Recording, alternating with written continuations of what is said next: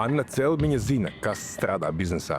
Annas analītiskais skats spēj pamanīt arī to, ko Excel tabulas nerāda. Gatis Gāga balansē starp aktiera un uzņēmēja lomām. Gata uzņēmēja piedzīvotais. Gan veiksmes, gan kļūdas. Ļauj viņam uzdot īstos jautājumus citiem uzņēmējiem. Sarunās ar jaudīgiem Latvijas uzņēmējiem meklēsim īsto atslēgu uzrāvienam biznesā. Tā kā, ja mēs divatā, trietā tur paši smērējām maizītes uz galdiem pie vēja turbīnām un domājam, kā izdzīvot. Var teikt, ka tu apsteidz laiku. Netīšām tas tā sanāca. Man bijuši arī tādi momenti, kad ir jāmaksā cilvēkiem alga, un ir 60 eiro uzņēmuma kontā. Negulētas naktis un valsts ieņēmuma dienas zvanīs par nenomaksātiem nodokļiem. Algas darbinieki prasa, kad būs. Un šeit ir bitīgi krūti tas, ka tev ir katru dienu jāmācās. Tu nevari atslābt vienu dienu.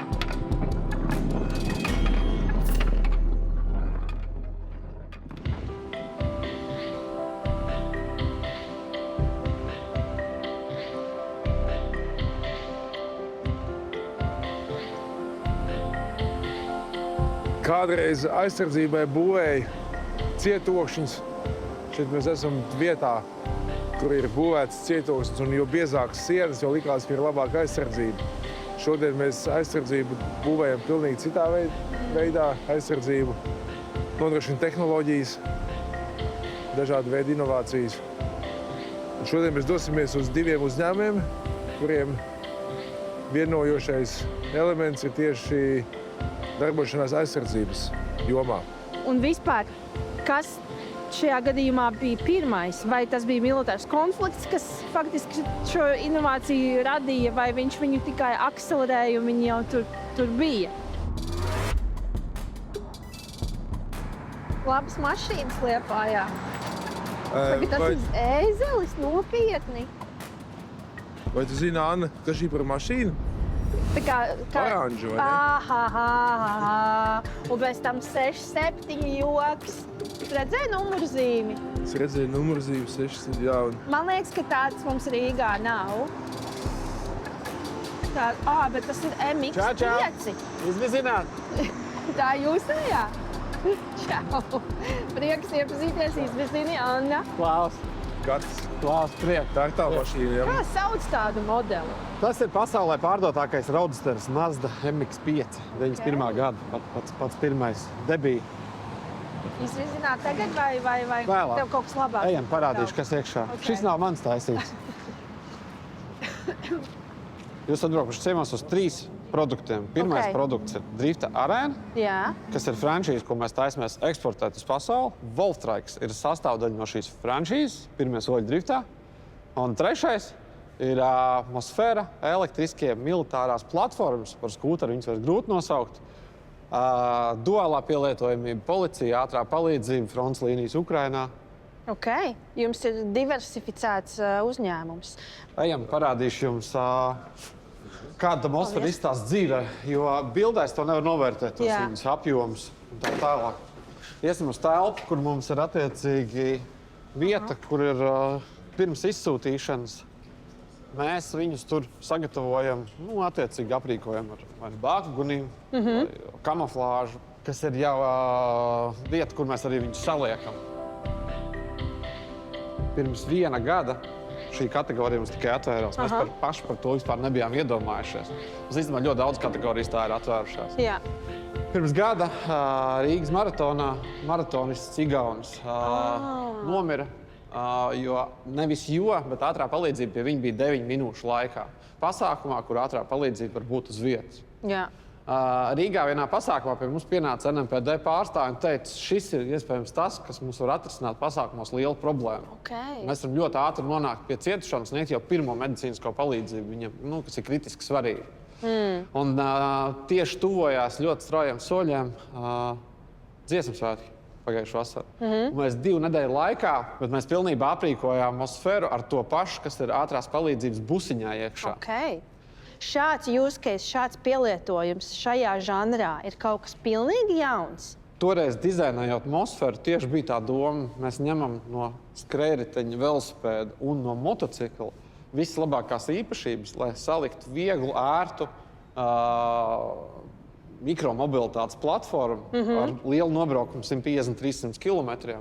Bet jā, mēs esam būtībā moto kategorijā, bet atvēruši jaunu mikromobilitātes sadaļu, kas priekš mūsu gadījumā ir ļoti liels izaicinājums, jo skaidrs, ka mēs nevaram gaidīt, ka ārzemēs parādīsies tenders starp šāda tipa braucamajiem. Kāpēc? Šāds tirgus nav. Mēs dabūnam veidot šo tirgu. Militāro skrējriteņu jeb platformu Mosfera ražotājs Global Wolf Motors 2024. gada apgrozījums bija 98 000, uzņēmums vēl strādāja ar zaudējumiem. Savukārt drifta braucamrīku Wolftrike ražotājs 2024. gadā apgrozījis 150 000 un nopelnījis 77 000 eiro. Bet uzņēmumam, kas pārvalda drifta arēnu, apgrozījums bija virs 370 000, peļņa nepilni 2000. Vai tu esi gatava, ka tevi tu jāplidos? Jā.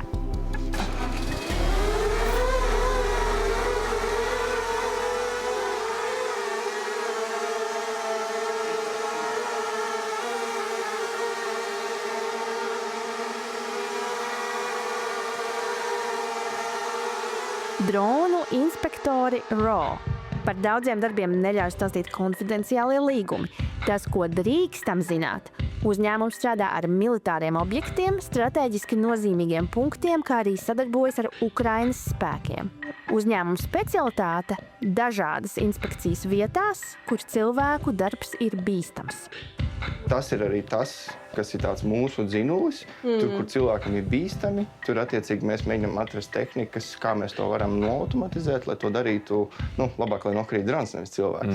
Un tās ir tās industrijas, jā, kur mēs mēģinām vairāk spiesties iekšā. Šobrīd Ļauj augošiem uzņēmumiem nelielajā birojā Valdlaučos paliek par šauru. Tāpēc kāda izbijusi cūku ferma Ķekavas novadā tiek pārveidota, lai kļūtu par dronu kompetenču centru, jeb dronu fermu. Šeit mēs jau esam kaut kāda procesa vidū. Man interesē, kā tas viss sākās. Es sāku īstenībā ar tādu tehniku tirdzniecību, tad es biju arī distribūcijā, kurā vienā brīdī man pielēc, jātais savs. Redzēju, ka Rēns bija ielicis vienu postu LinkedInā, kur viņi ar dronu lidinās no tās dronu kastes dokstacijām.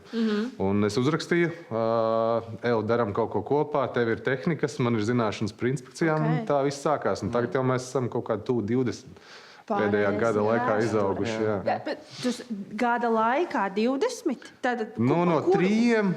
Pagājušajā gadā šajā laikā mēs bijām 3. Man liekas, ka pīkā mēs bijām kaut 24. Ne? Jā, ar visām. Tad mēs šobrīd esam tikai jūsu uzrāvienā epicentrā. Sākumā.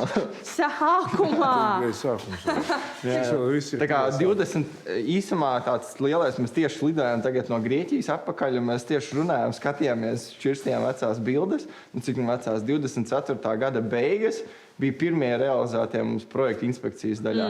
25. gads jau bija pilnais gads. Jā, tā kā ja mēs 2, 3 tur paši smērējām maizītes uz galdiem pie vēja turbīnām un domājām, kā izdzīvot, tad 25. gads jau, ja salīdzinot, ja mēs nodojām cik 170 turbīnas vai 120 turbīnas tajā pirmajā mūsu gadā, tad 2. gadā mēs nodājām gandrīz 6500. Jā, tas uzrāviens bija milzīgs. Protams, visas izaicinājumi, audzējot komandu, līderības jautājumu, kurš par ko ir atbildīgs. Tā kā, mums tāda laba sinerģija. Saules papildina mani, es papildinu viņu, un tad mēs daļai iekšā gan konkurējam, gan palīdzam viens otram izsisties. Sportisks gars, es domāju, valda mums kompānijā. Un mēs arī iekšēji mēģinām audzēt to, ka tas, ko mēs darām, arī piloti, kas ir pie mums, mēs viņam mēģinām taisīt kā tādu lifestyle, nevis kā darbu, kur to jānāk šancēt. Ko tas nozīmē, kad man tagad darbs būs kā dzīves stils? Es šādā darba intervijā vēl neesmu bijusi. Piemēram, arī viens džeks, kas mums tagad ir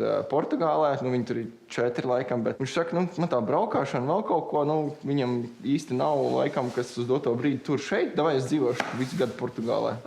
Labi, mums atkrīt izmaksas, mēs viņam nodrošinām visu dzīvošanu, visu gadu Portugālē, viņš tur dzīvo, viņš pa darbdienām strādā, pa brīvdienām atpūšās, viņš izmanto uzņēmumu automašīnu vispārējo, un tā kā, mēģinām tādā draudzīgā garā atrastos kaut kādas kopsaucēs, jo ir tādi momenti, kad vienkārši sakrīt. Uzņēmumam Raw 2024. gada apgrozījums bija $1,5 miljons eiro, bet peļņa nedaudz virs 70 000. Darbinieku skaits togad vēl bija 6, tagad jau 20 darbinieki. Sēžam, jā? Sēžamies virsū.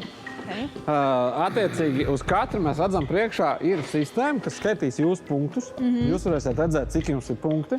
Bet pirms pirmā brauciena nekoncentrējieties uz šiem punktiem šeit, bet mēģinam braukt kontrolētā sānslīdē. Aiziet. Vairāk arī nav jāzina. Tu jau man apdzini.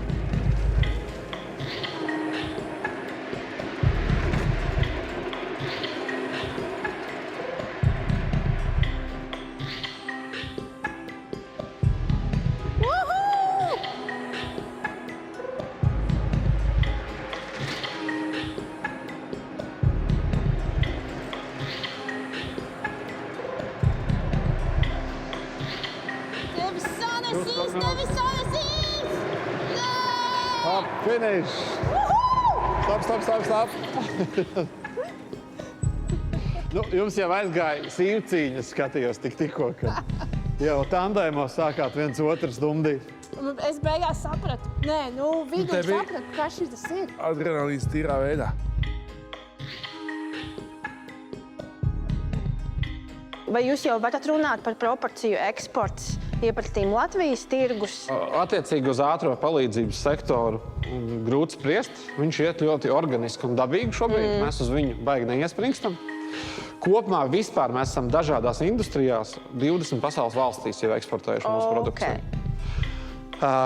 Un šobrīd tas mūsu galvenais uzdevums ir varbūt ne tik daudz spiest kā tur 1000, 2000, 3000, 5000 vienības, kā vairāk dažādas kategorijas visādos sektoros, tā skaitā valsts sektoros. Mūsu pašu valsts drošības dienests viņus izmanto, Dienvidkurzemes pašvaldības policija, tikko Jēkabpils pašvaldības policija, valsts policijas dronu vienības. Ka mēs jau esam būtībā iekšējās struktūrās ļoti daudz kur šeit. Kur slēpjas tā jūsu unikalitāte? Mēs esam būtībā šobrīd pārvarējuši to kritisko brīdi, šo validāciju izgājuši. Jo tajā pašā 20. gadā, kad man paša komanda par mani smējās, kad militārais skrējritenis, kas vēl nebūs. Tad šodien jau, kad mēs braucam visādos Latvijas iekšējos pasākumos, jau visādas militāra personas un policijas rāda, jā, mēs to zinām, šis baigi forši, kad tās domas ir mainījušās. Var teikt, ka tu apsteidz laiku, tu uzminēji, kas būs pieprasīts pēc pāris gadiem.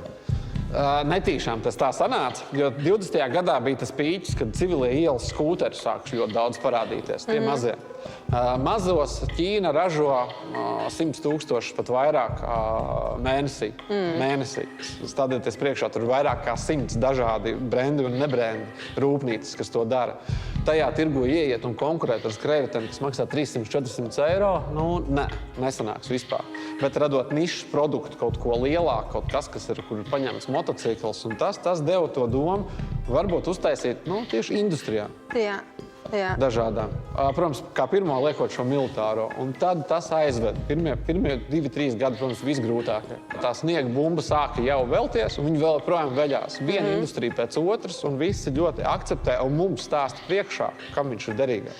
Jūs pirms tam minējāt, mēs gribam būt daudzās industrijās klātesoši. Kāpēc? Kāpēc nespecializēties vienā un darīt to ar X modeļiem? Būtībā tā mums ir šobrīd tāda biznesa stratēģija, jo produkts kā tāds ir viens. Ja mēs ejam uz NMPD militārais, tad katram ir kaut kādi aksesuāri, ko pievienojot, viņam uzreiz tai industrijai iet šīs spējas lielākas. Tad tas ir modulārs risinājums? Modulārs risinājums, lai mēs arī fronts līnijās ļoti daudz ko varam ātri pielāgot, kas tur ir vajadzīgs kara gadījumā. Ja rīt sākās karš un policija mums ļoti daudz tādas izmanto, viņš uzreiz var noderēt arī kaut kur citur. Un mums kā startupam, kāpēc mēs šobrīd vācam šīs kategorijas? Lai mēs nevaram gaidīt uz vienu kategoriju, tas ir ļoti ilgu laiku paņemt. Skaidrs, ka tā kategorija, kur rezonēs vairāk, tur mēs vairāk spēkus arī virzīsim, un uz to arī strādāsim. Man liekas, ka ir viņiem groziņš ar olām, un viņi saliek par 5 olām vairākos groziņos, nevis visas vienā. Ļoti gudri, manuprāt. Vai no paša sākuma jau bija skaidrs šis virziens? Kā jūs taustījāties, meklējāt? Jā, kā tas notika? Arī pagājušais gads pat vēl bija tā, ka mēs visu laiku skraidām, meklējām jauns projekts, ko galvenais kā tik darīt, lai mēs varam izdzīvot. Mēs visi mums ir no pašu kabatas, mums nav ne ārējā finansējuma piesaista, nekas tāds. Mums ir visu laiku tā žonglēšana, tā kā kuru projektu ņemt, neņemt. Mums ir viens darbiņš Baltijā, ņemsiet, viņš ir grūts. Es saku, vienalga, dodiet, pierādīsim, uzkāpjam visās turbīnās augšā, visu izdaram un beigās jau ir tā, ka cilvēki jau tagad mums zvana, zina, ka mēs to varam izdarīt, bet tas starta process bija tāds, ka tev jāpierāda, jāizcitās un tagad jau cilvēki nāk pie mums un mēs jau varam sākt izvēlēties. Un tad arī bija tāds, izstījās, ka tas uzņēmums, ar ko mēs sadarbojamies, viņi tā uzmet mums to projektu virsū un davai, mēs izdarām to projektu un viņi tādi, labi, ja jūs izdarījāt to pareizi, tas būs tik aštrums. Neatceros tieši, kurš bija mans pirmais klients, bet es atceros to sajūtu, kā tas bija, kad tagad par to paprasa naudu. Šis ceļš man ir diezgan skaidrs, kā tu vari tikt, bet kā, teiksim, uzņēmējiem, kas neaudzē ābolus, kā tikt pie pirmā klienta. Tev vajag ļoti daudz pavadienus potenciālos. Ja domājies, ka tu ir atbraucis šis te Luna parks un tur tās loterijas, kur tu vari kaut ko vinnēt, ja tu rausti visus tās virvītes. Un tikai dažas no tām virvītēm realitātē aiz viņas ir tā mantiņa, ko tu vari izlikt. Luna parkā tu zini, ka aiz kāda no tiem pavadieniem būs tā mantiņa, bet biznesā tu ceri, bet tu nezini, vai... Laikam šis ir tas moments, kurā paraustot kādas 40 virvītes un saprotot, ka tur absolūti nekā nav, tev ir jāsāk vēlreiz uzdot jautājumu, vai tavs produkts ir īstais šai auditorijai. Tu tagad stāsti, cik viss jums forši, cik jūs esat unikāli, bet tas ceļš, kā jūs līdz tam nonācāt? Es teiktu tā, ka padavies jau savās domās. Man ir bijušas domas tādas, ka kaut kas varētu padoties. Es teiktu, 100 reizes pirmos 3 gadus. Es teiktu, katru 3. dienu tā domāju. Okay. Bet ņemot vērā, ka projekts netop pa velti, un tur ir investori iekšā. Un bija jau pat pārdots diezgan apjomīgs skaits uz Franciju. Bet mums bija tikai 2 prototīpi. Un tā nauda, ko Francija jau bija iemaksājusi, bija sadegusi, un man nav nekas viņiem. Un tajos mirkļos tu saproti, ka tu būsi ne tikai metējis investoriem, bet arī jau pa pasauli. Tev nav vairāk vienkārši opcijas, kā ar asarām acīs to darīt. Paldies, ka jūs tik godīgi par šo padalāties, tāpēc, ka es esmu dzirdējis vairāk kārtas stāstus. Kur jūs ņēmāt to drosmi turpināt? Un es nevarēju vairs izkāpt ārā. Es izkāptu ārā tā vakarā, ja man būtu tāda iespēja. Man nebija varianti. Nebija varianti tieši tā. Jā. Ja man nebūtu attiecīgi investoru, nebūtu kavējumu jau iztērēt franču naudu. Jā. Es domāju, ka noteikti tas projekts arī tā arī būtu. Man būtu pie sienas ofisā 3 forši laika bija un viss, un kārtējā mācība. Tas ir tas, kas īstenībā arī noturēja, bet tad, kad nāk jau atsauksmes, un tas atkal iedod to papildus enerģiju. Un, protams, ja tu skaties uz leju, cik viss ir slikti, un naudas nav, un darbiniekiem algas nav redzējuši 3-4 mēnešus, un vēl ieņem dienests zvanu un telpu saimnieku, kad būs īres, ļoti grūti ir paskatīties uz augšu. Jā. Bet tad dienā tu viss tā atstāji, te ir tas, kas ir, vienkārši dari, koncentrējies un iet. Protams, kad es negribu nevienam teikt, nekad nepadodieties. Tas ir ļoti slikts ieteikums. Bet padoties vajag pareizā brīdī. Atrast to pareizo brīdi, kad tiešām ir jāpadod. Bija tas vārds būtstrapots. Es tieši gaidīju, vai tu saklausīsi Reiņa stāstījumā, vai tu izliksies, ka tu to nedzirdi tieši par šo pašfinansēšanas. Jā, kad nav bijusi investoru piesaiste, nav bijusi nekāda nauda. Man personīgi patīk, jo tev visu laiku ir tas challenge, ka tev jāizdzīvo. Mēģini spējas jau pierādīt un izdzīvot un tiekties tālāk. Kad, ja tu, tev uzgrūž, nezinu, tur to kaut kādu naudiņu vai vienalga kaut kādu atbalstu virsū, tu jūties kā bišķiņ brīvāks.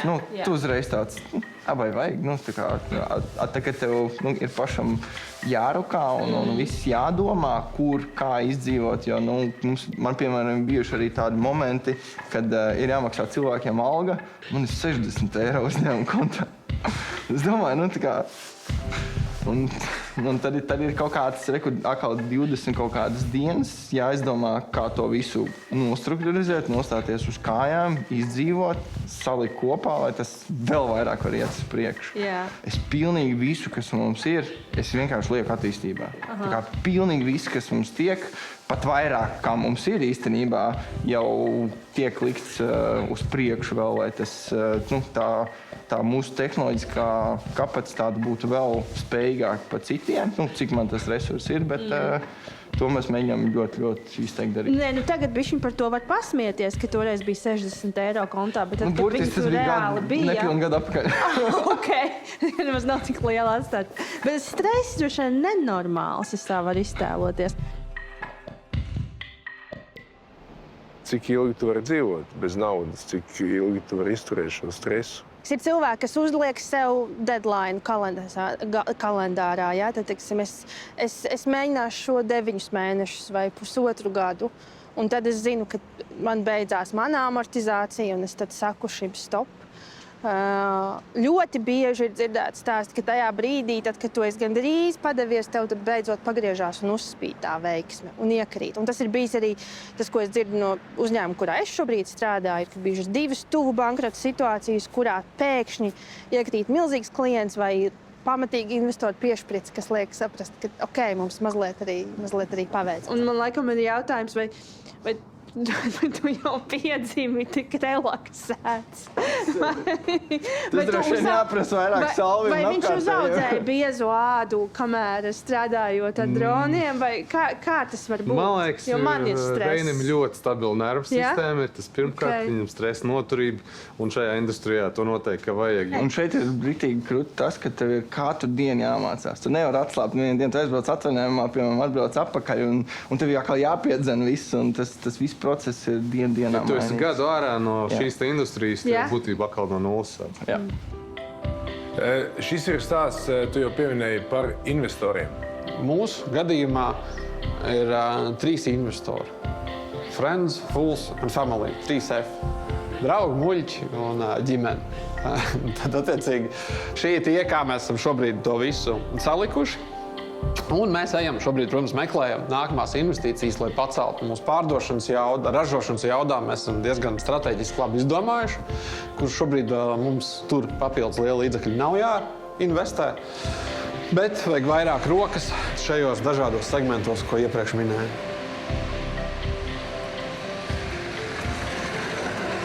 Jā, šis ir vēl viens jautājums, kas man interesē. Šī uzņēmēja psiholoģiskais portrets. Kādām īpašībām būtu jāpiemīt, ja man būtu, teiksim, šāds tēls jāatveido kādā filmā vai teātrī? Tipiski tie manā pieredzē ir cilvēki, kuri grūti jūt, nepārāk labi jūt citu cilvēku emocijas. Viņi nepārāk labi spēja empatizēt. Tas ir jātiek pāri tam, ka citi jau sāk uz tevi skatīties ar tādām acīm, ko mēs ēdīsim, ko mēs dzersim. Ir ok. Šito es biju dzirdējis, jā, tas, man liekas, ir viens, bet tas nav vienīgais. Nē, tas ir var arī būt empātisks cilvēks. Drīkst būt empātisks. Un zini, kas vēl ir? Parasti tas nesadzīvo vienā cilvēkā. Parasti ir tas nekad nepadodies vizionārs, kurš dažreiz pat saka, es to Exceli redzēt negribu. Es negribu plānu, es gribu maukt. Nāciet, ticiet manai vīzijai. Un viņam blakus tā kā Batmanam ar Robinu, vajag to Robinu, kurš saka, mums ir Excelis. Tā lielākā kļūda, ko vadītāji mēdz pieļaut, ir, ka viņi nevar noticēt, ka citu smadzenes darbojās ne tā kā viņējās. Kas ir tas, kas fundamentāli visvairāk jūs ir mainījis kā cilvēku, esot kā uzņēmējiem? Tad, kad tevi šie startupi ir daudz pārdījuši un negulētas naktis, un valsts ieņēmuma dienas zvanīs par nenomaksātiem nodokļiem, algas darbinieki prasa, kad būs kaut kā jau 50 dienas, neesam neko redzējuši savā kontā. Tad tas arī tevi rada drosmīgāk, mazāk ievainojam un īstenībā grūtajos brīžos tev spēj nokoncentrēties. Tas tev nenomet nost, neizmet no trases tajā brīdī, ja tu kaut kas nesagāja tā, kā bija plānots, jo pārsvarā jau nekas neiet tā, kā plānots. Arī tās labās lietas beigās ir pavirzījušies nereti labāk. Tas arī ir ārpus plāna. Es sapratu, bišķiņ te ir tās paralēles. Jāzina, kad gāzēt, kad bremzēt un kad vienkārši dūmos ierotēt iekšā pagriezienā, kā Gatis to darīja. Un redzēs, vai saies. Bet kas bija pats labākais? Jūs uzdrošinājāties, sākumā jums nesanāca, bet uz beigām jau jūs braucāt slīp. Tāpat kā biznesā. Tāpat kā biznesa. Bet, ja mēs atbrauktu ciemos pēc, es pateikšu 3 gadiem. Jā. Uz ko mēs atbrauksim pēc 3 gadiem? Droši vien jūs atbrauksiet uz fermu, kur pirmkārt mūsu visi iekšējie apsvedes procesi būs automatizēti un robotizēti, arī gan pa zemi staigājoši humanoidi roboti, kā cilvēki, gan kā suņi. Tāpat tās visas darbosies pilnīgi attālināti. Visa komandu vadības sistēma un infrastruktūra, ko mēs plānojam, ir tāda maksimāli automatizēta un digitāla, lai mēs varētu pēc iespējas vairāk apkalpot fiziski nesot tur. Un mēs to gribam darīt gan Eiropas līmenī, gan pasaules līmenī. Jā. Un, jūs dzirdēsiet droši vien vēl labus stāstus par mums visiem kopā. Jā, un, ambīcijas ir nepalikt Latvijā, bet Latvijas vārdu nest pasaulē. Ja sākumā mēs jau dēvējām par dronu pilotiem, tad tagad dronu pilots ir tas mazākais. Mēs jau esam tā kā robotiski operatori, īsumā teikt. Jo mums ir jāmāk strādāt gan ar to, kas lido, gan to, kas rāpo, gan to, kas peld. Un, tas pēc idejas ir robots. Tāpēc, jā. Tie, kas lido, tie, kas rāpo, kas jūs esat?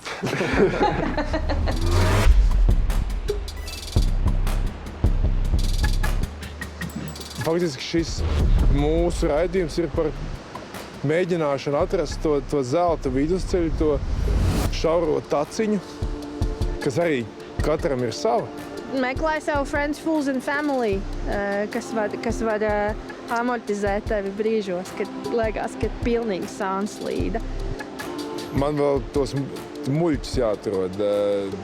Pārējie tev tā kā būtu. Man puslīdz ir, jā.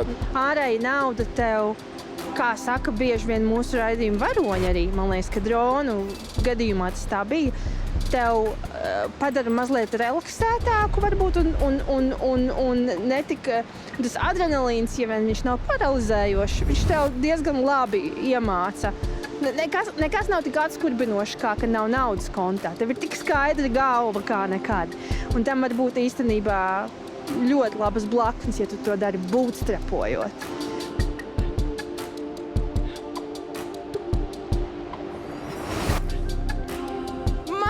Kur tu mani ievedi? Pirmā utopija bija, ka mēs cerējām, ka kāds mums iedos naudu, un tad mums būs signāls, ka mēs varam būvēt. Tā nenotika. Soli pa solim no izdegšanas iekļuvu startupā. Tad, kad klients jau ir secinājis, ka viņam ir problēma, un viņš jau zina, ko viņš meklē, mēs parūpējamies, ka viņš atrod mūs. Tā matemātika ir pārāk laba un citi netic. Uzņēmējs ir patoloģisks optimists.